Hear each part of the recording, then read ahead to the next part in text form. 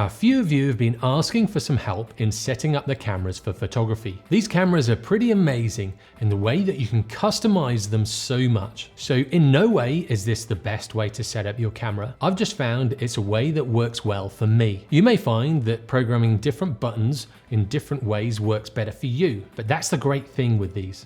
They're so customizable. When I'm taking photographs, I'm normally in aperture priority mode or manual mode. When things are changing fast in front of me, or I'm shooting sport or fast moving subjects, I'll have it in aperture priority. This is a kind of semi-automatic mode, and it means I'm utilizing the function of the metering system in the camera. I'm choosing what aperture I shoot at, and then the camera's choosing anything else. If I don't like how the camera's chosen the shot, I can very quickly dial it in using my exposure compensation dial. When things are more controlled, I'll switch over to manual mode. Say if I'm shooting architecture, landscapes or portraits, basically in situations where I have time to change the settings or I have complete control over the lighting situation, I'll always shoot in manual. Then I can tweak and tune each setting to exactly where I want it. So that's how I shoot.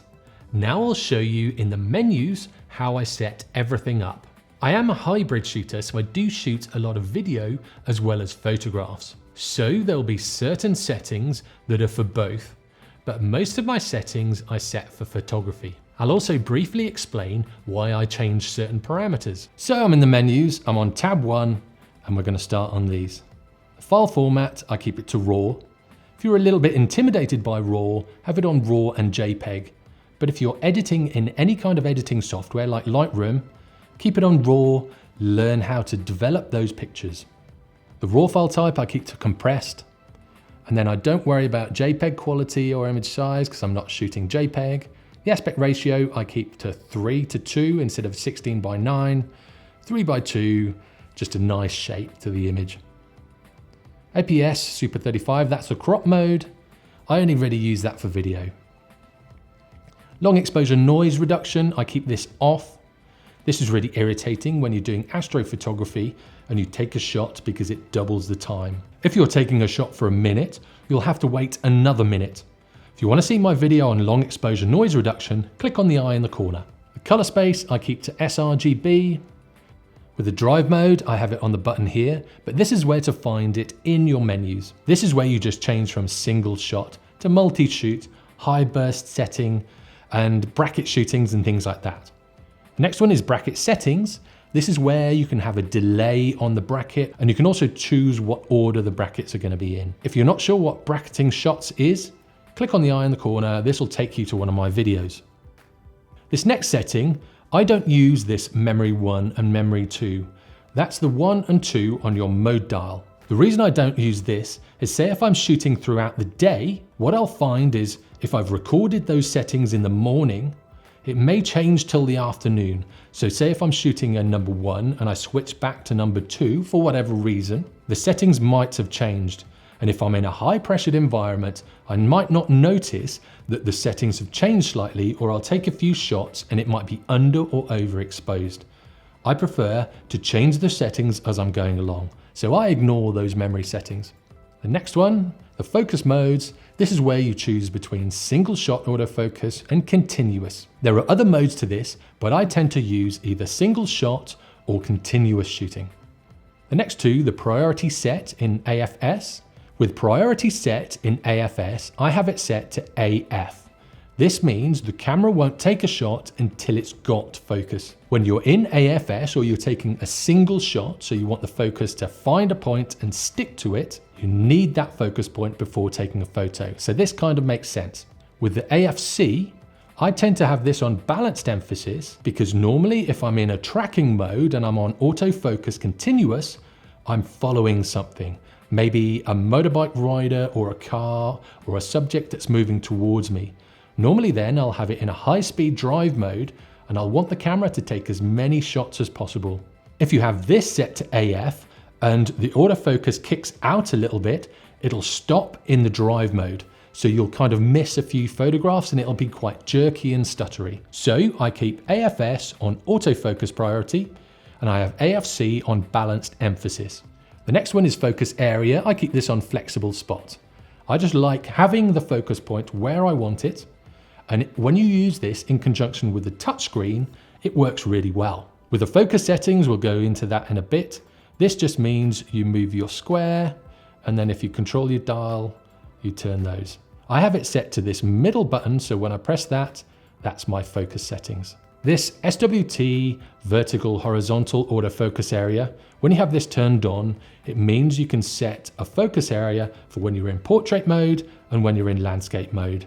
I don't worry about this too much. I've been shooting with cameras for so long that I know where the autofocus point is, and I'll just keep it in that point.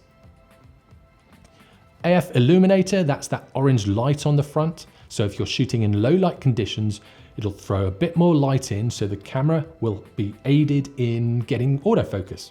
Center lock autofocus, I keep that off. I don't shoot weddings, so I don't worry too much about this. Say if I'm doing a portrait shoot, I might turn this on, but I keep that off. The track sensitivity, I've got it on number 5.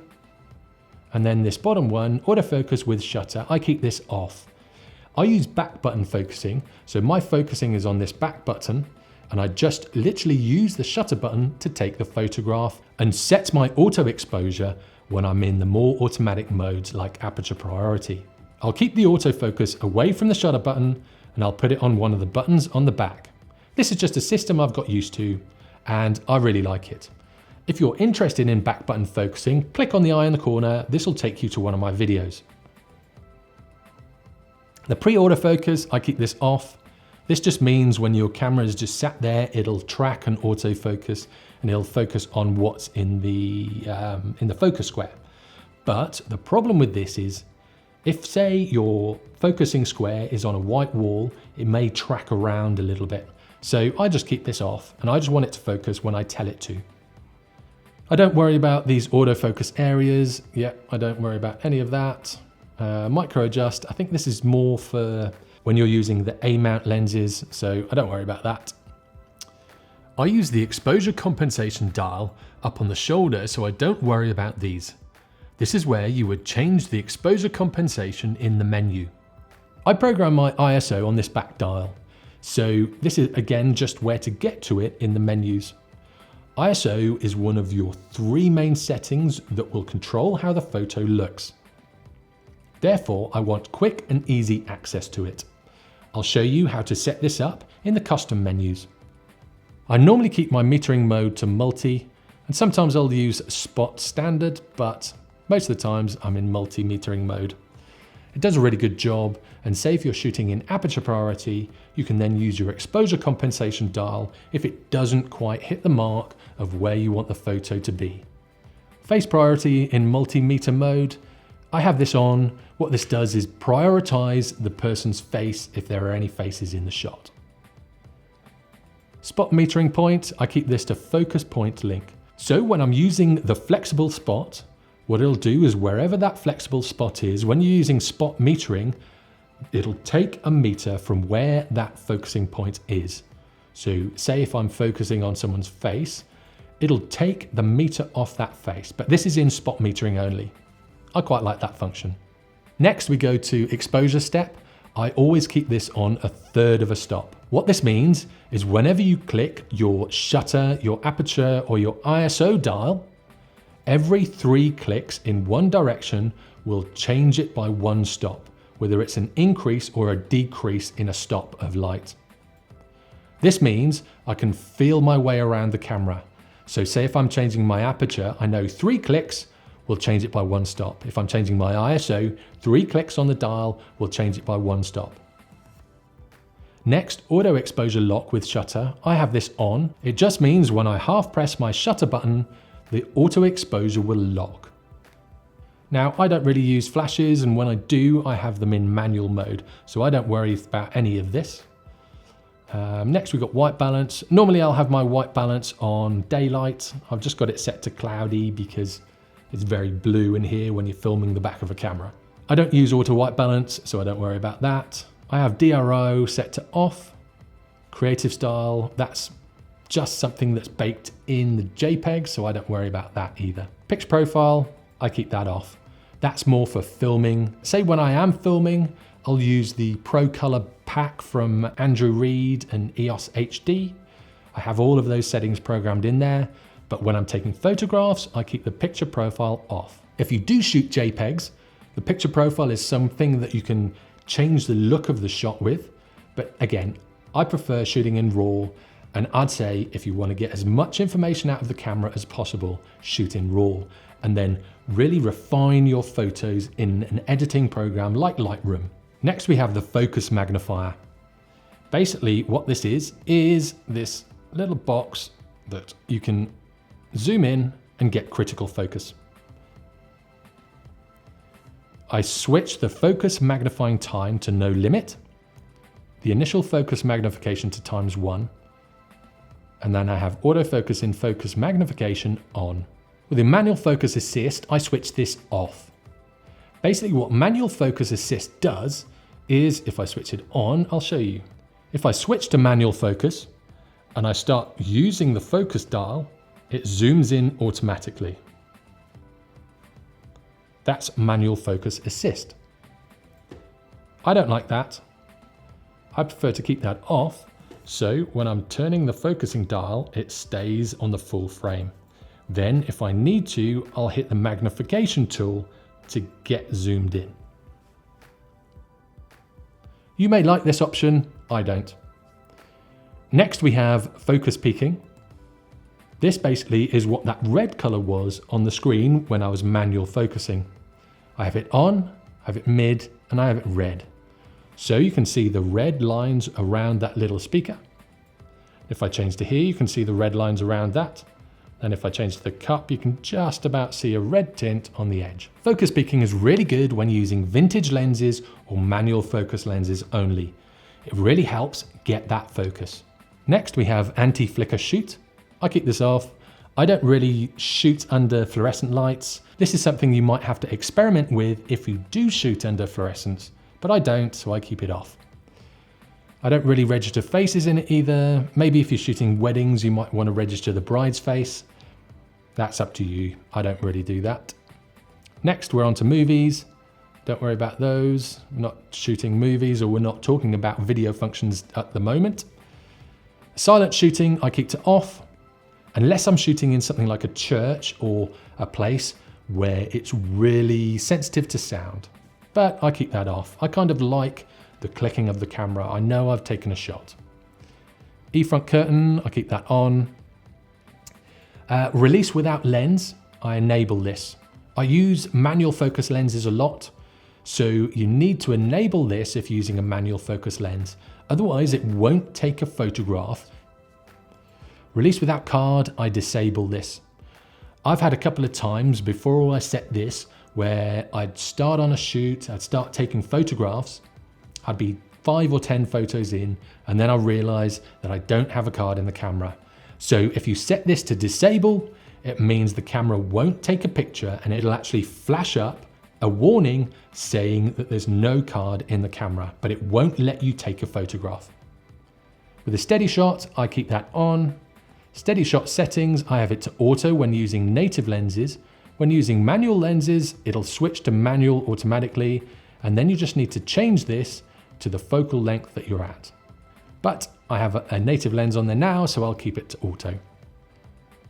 The zoom settings, that's more for movie settings. With this display button, this is what's displayed on the back of the screen and in the EVF. So on the monitor, I have display all info, no display info, histograms, and levels. With the finder, I have levels, histogram, no display, and display all info. So all this means is if you hit the up button on this dial on the back, you can see it scrolls through different things, from the leveling function through to all information, no information, and then the histogram. Finder monitor, I keep this to manual, so I'll switch between the monitor and the viewfinder. You'll see later on in the menus which button I set it to. With the zebra settings, I've done a video on zebras already, so click on the eye in the corner if you want to see that video. See these zebras? That's what zebras are. It just shows what might be overexposed. But as I said, if you want to learn about zebras, click on the eye in the corner. With the grid line, this is where you'll set it to whatever grid you want it over it. As you can see on my screen, I've got the rule of thirds grid. This is just a gentle reminder of where I'm putting my subject, so I can follow the rule of thirds if I need to. Exposure set guide, I keep this off. Live view display, I have this setting on. What this basically is as it's an electronic viewfinder and it's a monitor and it's mirrorless, it shows you what the photo is going to look like before you take it. If you're using a flash and you've got really low ambient light, this is what you'll want to turn off. But I keep it on when I'm not using a flash. Continuous shoot length, all this does is kind of show a little display on the side where it would kind of show if the buffer's full or not. So if you click on always display, when we have it to drive mode, see this little line here? Can't really see it. That little line next to manual focus. When you shoot, as you can see, as the buffer fills up, it drops down. But I have that set to not displayed. Auto review, this is where if you want to see the image on the back of the camera after you've taken it. Because we have that live view, I keep this off. With this camera, you see the photo before you've taken it, so you know exactly what it looks like. Now we're onto the custom keys. This top one is for photographs, the next one is for video, and this one is for playback. So we'll just be focusing on this one for now. And this is where I set all the custom keys like C4, C3, C2, and C1, as well as this back dial, and also this button here, AF on, and the AEL. They're all programmable. Control wheel is ISO. I like to have ISO on this back dial, shutter speed on this top dial, and aperture on the front dial by the shutter button. It just means I have direct control of all those three settings. Custom button 1, I have focus mode, that's up on the shoulder here. Custom button 2, I have white balance. I used to shoot with the GH4 and the white balance was up there, so I've kind of got used to it being there. Custom button 3, this button here, I set to APS-C 35 mode. I do this because I'm a hybrid shooter, so when I'm shooting like 4K videos, I want to very quickly switch between the two. I could program it differently for stills, but I don't. There's so many customizable buttons on this camera that I don't really use them all. So in being a hybrid shooter, I have that set to that. So you can change it to what you want. Custom button 4 is this bin down the bottom. I have it set to autofocus, manual focus, control toggle. So as I'm pressing that button, I can switch between autofocus and manual focus. That's very quick, and I know it's there. I just remember it's there, and that's the button I use now. And to be honest, that's the great thing with these custom buttons. You can program them to whatever you want. These are just the ones that work for me. On the next one, we have the multi-selector center button. And that is the joystick. I have this to autofocus on. I know some people have autofocus on where it's labeled, but I just have it where the joystick is. The center button is focus settings. We went over that earlier. That means I can press this and change where the focus point is, and basically change the focus areas. The left button is drive mode. That is standard in the camera, so I keep it to that. The right button I have as focus magnifier. That's this button here. So this isn't ISO with me anymore. The actual dial is ISO. And then when I press right, that's my focus magnifier. And the down on this dial is find a monitor select. So that is where I switch between looking at the monitor and using the EVF. On the third one, I have this AEL button as bright monitoring. So say if I'm shooting astrophotography and I want to see the composition, I'll have this button pre-selected as it. When you click on any one of these, you can see you've got 22 different lists of things that you can program in. So you've got so many different options. Where were we on 17? So you've got so many different options, and that was bright monitoring. The next one, autofocus on, that's this button here, and I have that to eye autofocus. So if I'm doing portraits, I know I can focus with this button and very quickly move my finger up to here for eye autofocus. I also have the focus hold button to eye autofocus, and that's on the actual lenses. You'll get certain lenses with a button on the side. That's what that means. So we're going to ignore these next two. I don't change any of the playback custom keys. Keep them as they are. I don't mind them as they are. The function menu set, that is basically this FN button. That's this list down the bottom here. So the function menu set, here's how I have them. The upper one is face priority in autofocus. The next is drive mode, creative style, steady shot focal length, and zebra display. And then along the bottom, I have focus mode, metering mode, picture profile, steady shot adjust, focus area, and shoot mode. So if I go in there, I've dropped the exposure down so you can see it a little bit better, but you can see here. So this is the point where I'll change the focus area. And then with my steady shot, very quickly I can come in here and turn my IBIS on or off. Whoops. But then if I'm shooting with a manual focus lens, this one down the bottom will be on manual. Then very quickly I can change the focal length that the steady shot is set to with a manual focus lens, because obviously with a manual focus lens it doesn't detect it. But I'm shooting with a native lens, so I'll keep it on auto.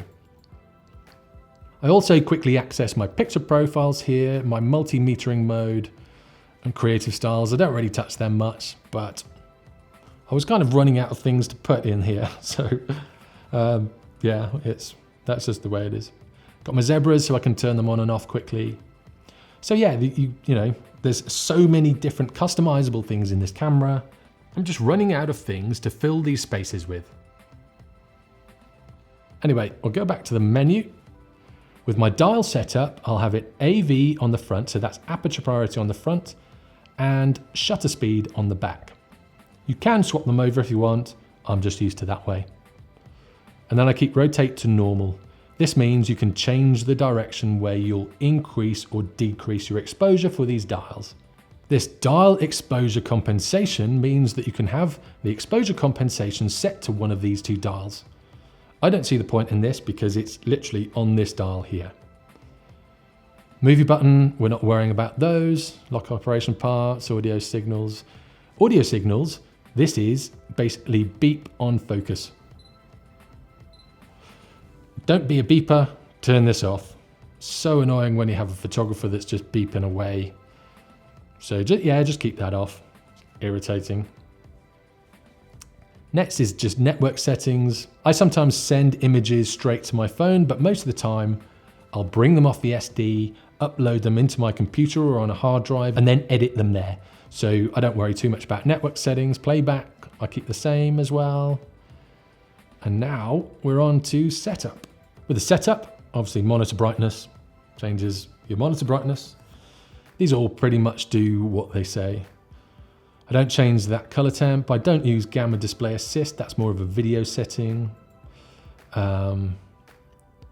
Display quality high. Again, these are mostly video settings. Cleaning mode. If you've got a real stubborn bit of dirt on your sensor that a blower can't get it off, click on this and it'll buzz the sensor and then it'll get you to restart the camera, and I think it remaps the sensor as well. So if you've got some stubborn dirt, before taking it to be cleaned, try clicking on this. With the touch operation, I have this on. I think this is a really good function. And it basically means I can move my focusing square to exactly where I want it. So I'll put it on that cup and focus, put it on the echo and focus, or on that bottle. So you can very quickly get your focusing points and focus on exactly what you want to, instead of kind of slowly getting it over to there and slowly pushing it down here. I think Canon have had this function for a while, and I wish Sony would have adopted it earlier, but they haven't. But at least they've got it now. Next, touch panel pad. This just gives you the option of having it where you're just using your monitor, or whether you're using your monitor and your EVF. So with touch panel and pad, that means that when I'm using my monitor, that's what the panel is for, and you've got the touch pad. So the touch panel is basically this. And then the touch pad is when you're in your EVF, you can use this to move your focusing point.